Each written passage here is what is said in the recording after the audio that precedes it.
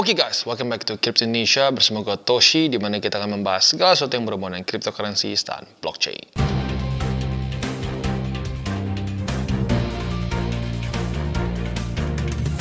Oke guys, dan pada hari ini akhirnya kita akan update juga mengenai token-token Metaverse. Udah cukup banyak yang nanya, ada yang nanya Decentraland, ada yang nanya Sandbox, ada yang nanya Axie, dan lain-lain ya. Nah, kemarin-kemarin gue nggak bisa bikin karena memang gue lagi liburan kemarin ya. Jadi gue cenderung sedikit aja kontennya. DCWT aja yang ringan-ringan paling ya. Dan beberapa yang sudah gue siapkan sebelum gue pergi. Nah, jadi sekarang gue literally baru sampai lagi rumah ya. Baru mandi dan lain-lain. Tapi nggak apa-apa, langsung kita bikin lagi update-nya. Karena sudah cukup banyak yang nanya ya. Nah, seperti biasa kita akan membahas mengenai Decentraland, Sandbox, Axie Infinity, Alice, dan Really. Nah, buat kalian yang mungkin penasaran dengan token Metaverse kalian yang belum pernah gue bahas di sini, boleh komen di bawah. Kalau cukup banyak demand-nya, gue akan masukin ke update Metaverse, ya. Nah, tetapi sebelum kita masuk ke chart-nya, kita akan membahas satu berita yang sedang cukup gempar di Indonesia, yaitu adalah ini. Bikin gempar sejagat, Arab Saudi ciptakan haji di Metaverse dengan virtual reality. Langsung masuk ke beritanya. Tidak bisa pergi haji ke Mekah, Arab Saudi membuat gempar seluruh dunia dengan membawa haji ke Metaverse dengan pengalaman Virtual Blackstone Initiative. Nah, teknologi ini memungkinkan umat Islam untuk secara virtual melihat batu hitam atau Hajar Aswad di Mekah di rumah setiap orang. Ya, bahkan ini sudah mereka post di official Twitter mereka yang bernama @h_sharifain. Ya, nah kita bisa di sini bahkan mereka sudah menggunakan VR Google. Ya. Nah, sekarang kita lanjut lagi. Virtual Blackstone Initiative ini memungkinkan umat Islam merasakan pengalaman Hajar Aswad secara virtual sebelum ziarah ke Mekah. Ungkap akun Facebook resmi Haramain. Ya, buat kalian yang mau cek, boleh ke akun Facebook resminya mereka ya. Presidensi 2 Masjid Suci, Abdul Rahman Al-Sudais, yang departemennya terpisah tetapi bekerja sama dengan organisasi Haramain, meresmikan program tersebut pada Senin. Papar laporan situs web kantornya. Nah, inisiatif ini merupakan proyek Badan Urusan Pameran dan Museum, bekerjasama dengan Universitas Al-Qura. Saat meresmikan program tersebut, Al-Sudais menyatakan sangat penting memiliki simulasi yang tidak hanya melibatkan penglihatan dan pendengaran, tetapi juga sentuhan dan penciuman. Nah, dia menambahkan bahwa keduanya harus didigitalkan untuk semua orang. Ya. Nah, beberapa pejabat universitas dan pemerintah lainnya hadir pada acara pembukaan tersebut. Mereka yang termasuk Turki bin Sulaiman Al-Amro, yang merupakan kepala institut di Universitas Al-Qura yang terlibat dalam pembuatan proyek batu hitam virtual itu. Tidak segera jelas bagaimana dan kapan publik akan memiliki akses ke teknologi realitas virtual tersebut ya. Nah, tentunya ini adalah satu berita yang luar biasa bagus bagi saudara-saudara saya yang Islam ya, atau muslim ya, saudara-saudara saya yang muslim. Kenapa? Karena gini loh. Tentunya ini ada sedikit pro kontra, kemarin gue dengar ya, ada yang bilang, "Oh, tapi dengan begini tidak sah hajinya nih." Bahkan ditulis di sini ya, kabar ini memicu respon dari para ulama dan cendekiawan tentang sah atau tidak sahnya haji dengan cara tersebut. Nah, kalau gue lihat sih dari tadi ya, ini official statement mereka dari Facebook mereka nih ya, mereka mengatakan ini tuh memungkinkan umat Islam merasakan pengalaman Hajar Aswad secara virtual sebelum ziarah ke Mekah. Jadi kalau gue lihat sih, mereka nggak ada spesifik ngomong apakah ini akan menjadi sah, menjadi haji atau tidak. Itu lebih ke orang-orang Islam atau para saudara-saudara gue yang muslim ini bisa menikmati experience ini. Gitu. Karena gini, mungkin bukan hanya masalah uang saja. Ya, kita tahu sekarang sedang dalam masa-masa pandemi. Tentunya sangat restriktif, sulit buat kita untuk bisa berpergian, apalagi kalau sampai ke daerah yang sejauh itu. Ya. Nah, dengan adanya VR seperti ini, tentu akan sangat membantu sekali bagi orang-orang yang ingin merasakan seperti apa di sana. Dan mungkin juga buat orang-orang yang sudah tua, ya, untuk sudah sulit berjalan dan lain-lain. Nah, daripada tidak sama sekali, nah dengan ini tentunya bisa sangat membantu, ya.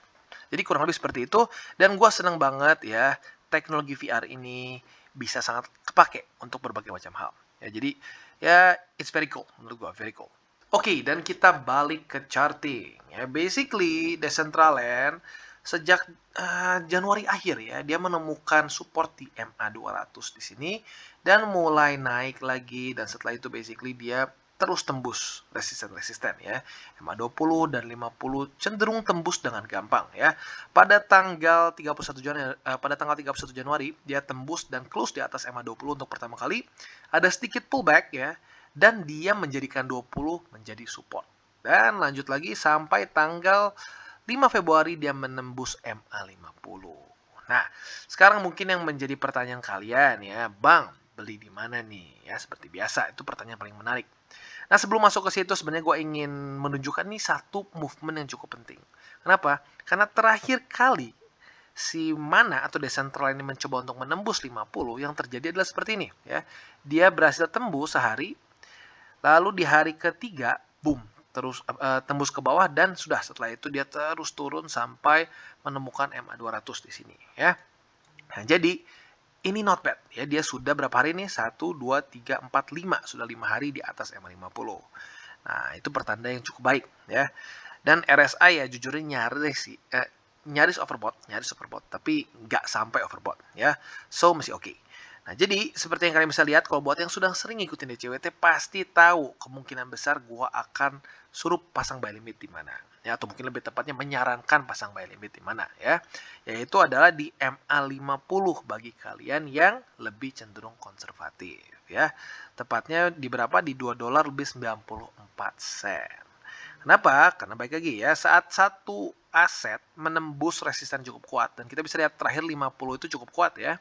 Nah, dia biasanya ada kemungkinan besar akan retest ya. Nah, kalau retest ya otomatis ke daerah situ lagi. Nah, tentunya ini harus kalian perhatikan ya, nggak akan terus sama, besok akan berubah angkanya ya. Jadi makanya kenapa kalian harus tetap charting sendiri ya. Jadi untuk yang konservatif bisa di $2.94. Dan buat orang yang lebih agresif ya, sebenarnya boleh saja kalian pertimbangkan di MA20. Walaupun ya baik lagi masuknya lebih ke agresif ya. Jadi gue ulangi, untuk yang lebih agresif bisa di MA20 atau bisa juga di 50 di 4 hourly. Dan buat yang lebih konservatif bisa bersabar menunggu di MA50. Oke, nah sekarang kita masuk ke sandbox. Untuk sandbox sedikit berbeda ya. Mana sudah bisa atau sudah berhasil menaklukkan MA50-nya. Untuk sandbox dia ketahan di sini ya. Nah, ketahannya kenapa? Karena basically kita bisa lihat bukan cuma 50 musuh dia, tapi ada juga satu daerah resisten. Tadinya support ya, support yang sangat kuat di sini. Dia berhasil menjadi support sebanyak 1, 2, 3, 4, 5, 6, 7, 8, 9 sampai akhirnya jebol di sini ya. Nah, jadi ya baik lagi sedikit sulit. Tapi kalau sampai dia berhasil break up, that's really good ya. Tapi kalau secara TA-nya ya, karena kita bisa lihat ini 3 resisten di waktu bersamaan. Bollinger Band, MA50 dan juga resisten secara struktur ya. Jadi ada kemungkinan besar dia akan sedikit pullback dulu ya, which is okay ya. Nah, jadi for now untuk sandbox siap-siap ada kemungkinan ya secara TA-nya probability-nya dia akan turun dulu ya. Dan kalau kita bisa lihat turunnya bisa sampai mana? Kalau di daily kita buat yang lebih konservatif lah ya, bisa tunggu sampai kena di MA20 ya. Nah, kalau di MA20 itu berarti di $3 lebih 78 senan. Begitu. Nah, itu skenario yang lebih bearish ya tentunya ya, walaupun kalau sekarang kita lihat secara RSI-nya dan secara tumpukan resisten di atas ini cenderungnya lebih ke situ. Tapi baik lagi, kita harus selalu bahas semua kemungkinannya. Nah, kemungkinan yang lebih bullish adalah apa? Dia berhasil close di atas 50 dan di atas $4 lebih 73 sen. Dan dia mulai break up ke atas. Nah, waktu break up ke atas jangan gatel tangannya ya, bersabar. Sabar, tunggu pantulan di mana? Tunggu pantulan di MA50 atau bisa saja malah mantul juga di daerah sini lagi, di daerah $4.73 ya. Nah, jadi itu buat yang lebih konservatif. Nah, buat yang lebih agresif, kalian bisa saja pertimbangkan untuk beli misalnya di MA50 di sini atau di 20 juga boleh, tapi kalau 20 jujurnya kita bisa lihat ya udah tipis-tipis banget. Jadi ya kalau kata gue sih mending lebih sedikit bersabar ya, tunggu sampai 50. Tapi baik lagi sih terserah lo. Kalau lo super risk taker ya silakan aja, boleh aja ambil di sini ya. Jadi kurang lebih seperti itu untuk sandbox. Oke, dan sekarang kita masuk ke Axie Infinity. Ya, Axie Infinity bagus. Sejak tanggal 4 Februari dia mulai rally dan minimal dia mulai close di atas dari struktur di sini ya, alias dia membuat satu higher high ya, which is good. Tetapi kita bisa lihat dengan sangat jelas yang menjadi resisten utama sekarang adalah dua ya, MA50 dan Bollinger Band di sini ya. 50-nya bahkan belum sampai kena di sini ya. Nah, jadi for now untuk X Infinity si buy limitnya menurut gua bisa dipertimbangkan di MA20. Dan andaikan sampai dia terpantul di 20, still good. Karena kenapa? Dia masih membuat higher low ya, dia masih membuat higher low kalau terpantul di sini. Itu. Nah, tetapi bisa kita lihat sedikit berbeda kalau dibandingkan dengan Mana terutama ya, Mana dan Sandbox. Dia secara momentum masih lebih kuat gitu. Nah, sebenarnya seperti yang gue pernah bilang ya, X Infinity ini lebih ke play to earn dibandingin Metaverse ya, lebih ke play to earn. Jadi kalau gue pribadi sih ya, blue chip dari Metaverse itu lebih ke Mana dan Sandbox. X ini baru kayak mau masuk ke Metaverse. Karena kalau kalian lihat ya, waktu gue bahas mengenai X Infinity itu, dia masih coming soon untuk si Metaverse-nya dia. Ya. Jadi mulai kayak baru mau masuk lah gitu kesannya. Nah jadi untuk sekarang untuk buy limitnya ya bisa gue ulangi. Untuk yang lebih konservatif bisa di MA20 di daily. Dan buat yang lebih agresif boleh pertimbangkan di MA200 ya, walaupun sudah dekat-dekat nih ya, tapi nggak apa-apa karena terakhir kita bisa lihat dia sudah berhasil mempertahankan harga 1, 2, 3, 4 sudah 4 kali ya. Tapi walaupun seperti itu sudah 4 kali bisa bertahan, tetap masuknya lebih ke agresif karena masih bermain di time frame yang lebih kecil ya, otomatis time frame lebih kecil lebih sering false signal. Oke, dan Alice cukup menarik secara price action ya. Kita bisa lihat bahwa pada 2 hari lalu, 7 Februari, dia berhasil close di atas dari $9 lebih 19 sen. Tetapi sayangnya walaupun dia sudah berjuang kemarin ya, berjuang dengan mati-matian, sampai nge-wick ke bawah dan kembali lagi close di atas dari $9 19 sen, tetapi pada hari ini dia lanjut lagi turun ya. Jadi seperti yang kita lihat musuh utamanya ternyata adalah Bollinger Band ya. Jadi sepertinya untuk Alice dia masih perlu nafas yang lebih panjang untuk bisa dengan momentum yang cukup untuk menembus $9 19 sen ya. Cukup disayangkan ya. Karena gini, sebenarnya kenapa $9 19 ini cukup penting? Karena di sini adalah struktur ya, walaupun hanya dua sih ya, bisa dibilang dua, tapi ya pelan-pelan ya, itu tetap masuknya ke resisten. Kalau dia bisa secara pelan-pelan mulai menaklukkan resisten-resistennya, mulai membuat higher high dan higher low, ya itu adalah pertanda yang bagus untuk dia bisa mulai reversal gitu ya. So, untuk sekarang Alice kurang lebih mirip seperti Axie ya. Untuk kalian ingin tambah posisi ya, kalian boleh pertimbangkan di MA20 di daily gitu ya. Atau buat kalian yang lebih agresif seperti biasa pindah ke 4 hourly dan bisa saja di MA200 juga. Jadi cukup mirip seperti X Infinity ya untuk si Alice ini. Oke, dan sekarang terakhir kita masuk ke Really ya. Untuk Really sudah cukup lama belum diupdate karena kemarin sempat kalah posisi dengan Solis ya. Tetapi sekarang sepertinya orang lebih banyak yang tertarik untuk ya intinya ada yang nanya beberapa mengenai Really ya. Nah, jadi sebenarnya untuk Really bisa dibilang dari Januari akhir sampai sekarang masih cenderung sideways ya. Tapi berita bagusnya apa? Berita bagusnya adalah di 4 hourly-nya dia sudah berhasil mulai menaklukkan MA50 dan 20 ya. Ya baby steps ya, baby steps. Mungkin dari sini ini bisa menjadi pertanda-pertanda awal-awal dari reversal ya. Nah, jadi untuk sekarang kita bisa lihat bahwa dia masih mempertahankan MA20 sebagai support di sini ya. Dan sekarang ya, yang tentunya PR terbesar dari si Really ini adalah apakah dia bisa nanti menaklukkan MA200 atau tidak. Nah, apabila 3 moving average ini sudah bisa dia taklukkan, nah di situ mulai menarik tuh. Apakah ini benar-benar tanda reversal atau tidak ya. Nah, karena kalau kita lihat sebelumnya ya, sebelumnya MA50 ini yang sangat sadis ya. Di sini di daerah $7. 50 dan Bollinger kerjasama menampar Really dengan luar biasa sadis sampai ke titik $4,5.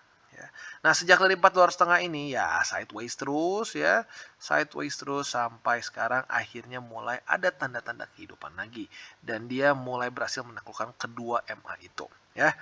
Nah, sekarang sebenarnya gini deh, sebelum ngomong bisa ngalahin 200 kita yang lebih simpel dulu deh. Jangan tembus lagi 20 dan 50. Itu yang paling penting ya. Kalau bisa dia terus mempertahankan di atas 20-50, that's good ya. Andaikan kalau sampai jebol nih kondisi bearishnya, jangan sampai close lagi per hourly-nya di bawah dari $4.5 ya sinilah ya, $4,5. Kalau dia mulai close candles for hourly di bawah 4,5, siap-siap potensi lebih down lagi ya. Nah, ini dia salah satu resikonya token-token yang masih sangat baru. Walaupun kalau kita lihat sebenarnya really ini terus berkembang sih secara fundamentalnya. Kemarin dia sempat sudah keluarin gitu ya, seperti demo lah gitu ya. Tim dev sudah melakukan demo dari engine yang mereka gunakan gitu ya. Dan sudah berjalan gitu. Bahkan sudah pernah ada, kalau nggak salah sudah ada satu event, mereka pernah ada virtual concert ya.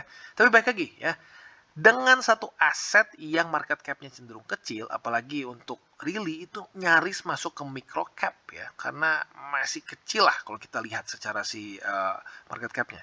Nah, otomatis resikonya akan lebih besar dan ya kita lihat sangat volatile gitu. Nah, makanya waktu gue pertama bahas banget mengenai really, itu gue bilang resikonya kecil. Kenapa? Karena lu ikut launchpad ya, lu mulai dari $1. Jadi technically kalau lu ikutan launchpad ya dari awal, lu sekarangnya masih tetap 5x gitu ya. Dan buat lu yang kemungkinan waduh beli jaga lilin ya, misalnya lu beli di sini nih di $13 sampai ke pucuknya pun lu masih untung sebenarnya ya, kalau lu TP tentunya. Nah, jadi baik lagi gitu ya. Tetap aset yang secara market cap kecil akan cenderung lebih beresiko dibandingkan dengan aset-aset yang market cap lebih besar. Karena kenapa? Volatilitasnya ya. Dan ya tetap harus jaga resiko gitu ya. Dan buat kalian yang belum mengikuti DCWT atau Daily Charting with Toshi, bisa klik di sini, di mana kita akan daily chart your favorite cryptocurrencies ya. Dan buat lo yang mungkin masih bingung cara baca chart, candles, cara staking dan hal-hal mendasar lain, di sini ada tutorials with Toshi. Dan buat lo yang berencana untuk buat akun Bybit atau Huobi, bisa klik di bawah ada link referral kita yang tentunya akan membantu sekali untuk channel Toshi Crypto Indonesia. Ya, dan join juga Telegram group kita di mana kita bisa ngobrol-ngobrol santai mengenai dunia cryptocurrencies in general secara dua arah ya. Jadi jangan lupa untuk like, subscribe, click the bell icon and see you on the next video.